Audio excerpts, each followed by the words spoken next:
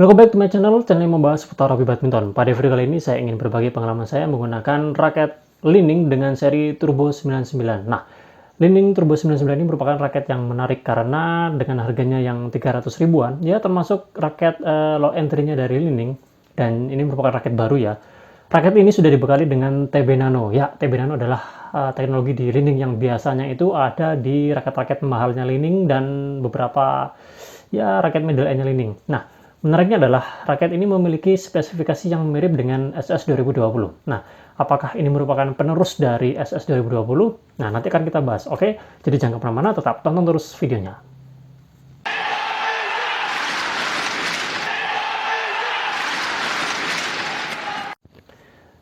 Buat teman-teman yang nonton video ini dan yang belum subscribe, saya mohon dukungan dan supportnya dengan subscribe channel ini agar channel ini dapat terus berkembang. Oke, dan jangan lupa nyalakan lonceng notifikasinya agar kalian tidak ketinggalan informasi-informasi menarik dan bermanfaat dari channel ini.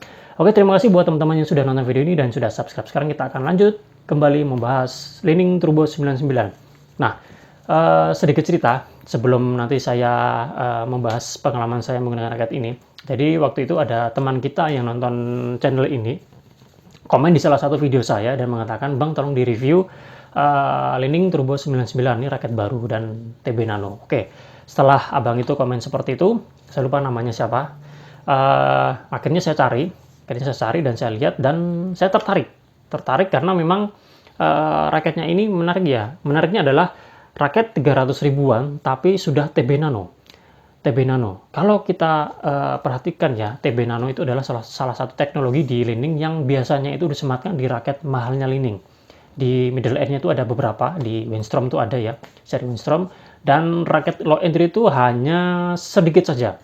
Yang saya ketahui itu SS 2020 Special Edition, Japan Edition, yang itu ada TB Nano-nya. Dan ini juga ada TB Nano-nya. Kemudian saya lihat spesifikasinya, dari berat, dari balance point-nya, dari materialnya, kemudian sekilas spesifikasi secara umum memang itu saya perhatikan itu ada kemiripan dengan SS 2020 Special Edition. Nah, seperti yang kita ketahui, SS 2020 itu merupakan raket yang viral ya, kemudian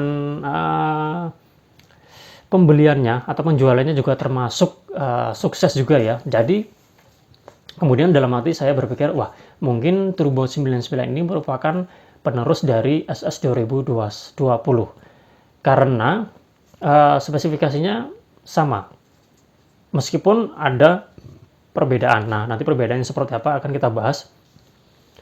Jadi menurut saya meneruskan kesuksesan dari SS 2020 karena SS 2020 itu menurut saya itu tidak akan dibuat lagi serinya yang 2021, jadi nggak ada SS 2021 menurut saya, karena pernah ada teman yang mengatakan bahwa SS 2020 itu merupakan raket Li-Ning yang dia keluarnya itu per 4 tahun.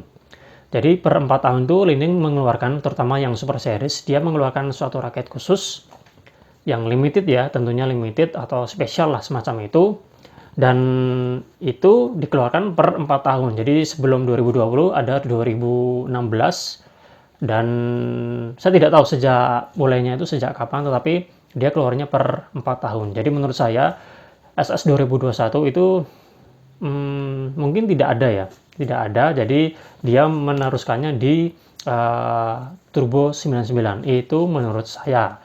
Nanti kalau kalian punya pendapat yang mungkin berbeda ya silakan saja ya disampaikan, atau kalian mungkin ada yang tahu, ada yang kerja di Li-Ning mungkin ya bisa diceritakan di sini ya. Oke, seperti itu. Jadi karena saya melihat kemiripan itu, jadi saya menilai ada apa ya, ini merupakan kelanjutan kesuksesan dari SS 2020. Nah, untuk perbandingannya nanti akan saya buatkan videonya sendiri ya, karena SS 2020 saya sudah saya jual ke teman yang membutuhkan. Jadi saya tidak bisa membandingkannya di sini, tapi nanti akan saya usahakan untuk mencari SS 2020 dan nanti akan kita coba bandingkan ya dengan Turbo 99, apakah sama atau mirip. Oke, seperti itu. Sekarang kita akan kembali lanjut ke sini.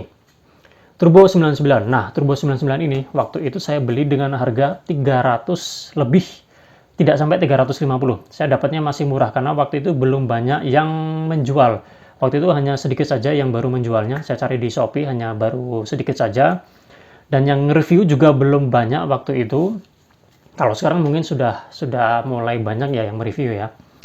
Dan terakhir tadi saya cek harganya sekarang sudah yang paling murah itu 355.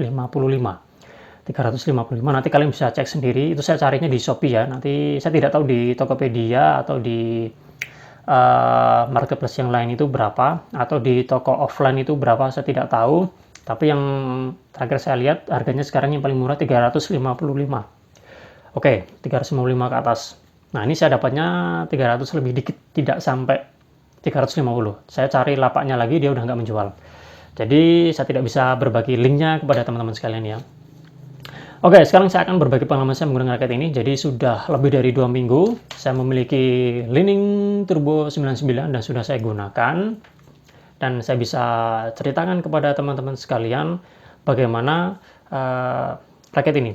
Oke, seperti sebelum ke situ, perlu kalian ketahui saya tipikal pemain yang bukan smash ya. Saya bukan tipe smash, saya cenderung bermain all-round. Oke, jadi untuk smash memang tidak terlalu bagus. Nah, dari situ saya akan coba berbagi pengalaman dari sudut pandang saya yang tipikal bermainnya ini all-round. Jadi raket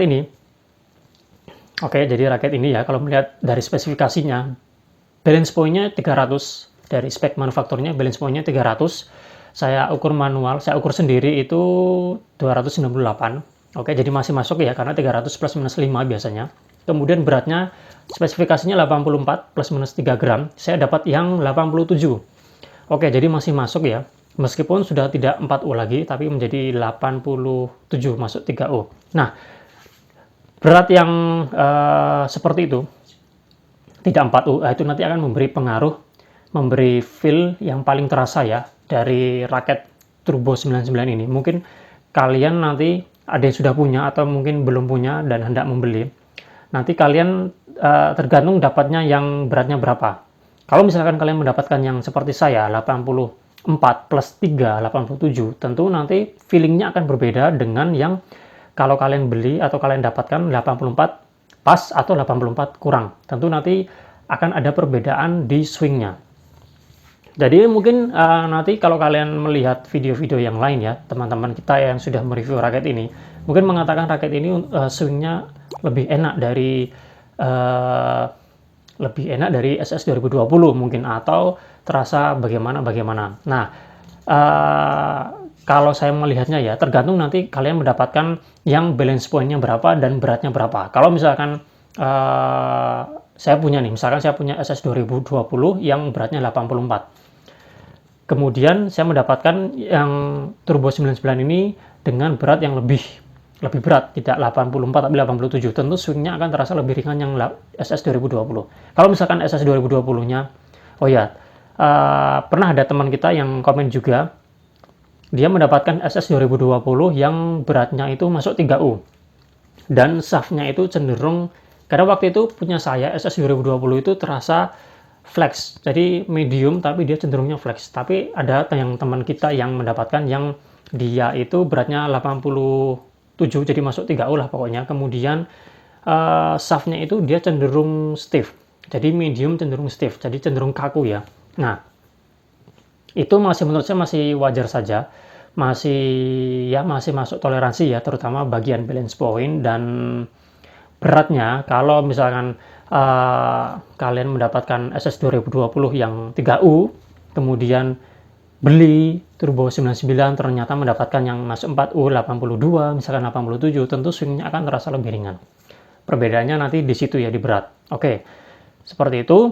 Nah, melihat kembali ke sini ya, melihat spesifikasinya, tentu raket ini masuk HTV ya, karena 298 punya saya. Kalau spek manufakturnya 300 masuk HTV, tentu raket ini mampu mengenerate power secara maksimal, sehingga cocok buat teman-teman yang gaya permainannya itu menyerang, yang mengandalkan smash, yang suka main smash, yang biasanya posisinya di belakang. Tentu raket ini sangat-sangat bisa diandalkan. Terlebih lagi ini adalah frame-nya sudah mengadopsi TB Nano, tentu lebih maksimal lagi dalam kalian menggunakan senar ini untuk mengeluarkan power kalian. Oke, kemudian untuk smash ya, untuk smash seperti itu, jadi tidak ada masalah. Smashnya terasa enak, meskipun smash saya itu tidak terlalu keras, tapi jika dibandingkan dengan raket lain yang even balance, yang balance, tentu yang ini dalam mengenerate power lebih enak, lebih bagus. Oke, seperti itu. Kemudian hal yang paling terasa, pertama yang tadi ya, soal smash, yang paling terasa kemudian selanjutnya adalah swingnya. Saya mengomentari swingnya. Swingnya kalau yang ini terasa berat, oke, terasa berat dan tidak responsif. Jadi kalau untuk bermain di depan, kemudian untuk adu drive, ini raket ini kurang responsif karena swingnya berat, termasuk untuk melakukan defense secara cepat. Tapi kalau kalian bisa menebak, mengetahui arah smash, tentu tidak akan menjadi masalah. Tapi kalau untuk merespon itu swingnya agak kewalahan kalau menurut saya raket ini, karena beratnya punya saya 87 dan setelah diisi senar dan grip menjadi 98, hampir 100, tentunya menjadi berat ya. Tentu swingnya akan terasa lebih berat, jadi kurang responsif.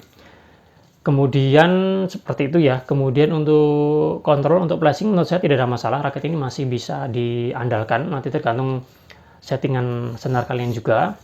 Netting juga tidak ada masalah. Untuk lock juga tidak ada masalah menurut saya. Untuk defense yaitu tadi tidak masalah, cuma memang aja kurang responsif saja. Nah, mungkin seperti itu ya yang paling terasa itu ya di bagian smash sama swingnya. Kalau yang bisa saya katakan, smash oke, enak. Kemudian untuk swingnya ya PR-nya ini berat, karena saya dapatnya 87. Tapi kalau nanti kalian mendapatkan yang lebih ringan, tentunya swingnya akan lebih enak. Jadi untuk adu drive kalian masih pede, masih ya bisa diandalkan ya, meskipun tidak begitu berbeda dengan yang even balance atau yang headlight, tentu akan terasa berbeda. Oke, mungkin itu yang bisa saya sampaikan. Jadi secara overall raket ini enak buat teman-teman yang senang bermain smash ya.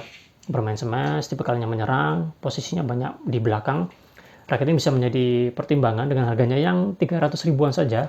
Kalian sudah mendapatkan raket dengan spesifikasi yang bagus. Teknologinya TB Nano, jadi termasuk wah juga di raket harga 300 ribuan.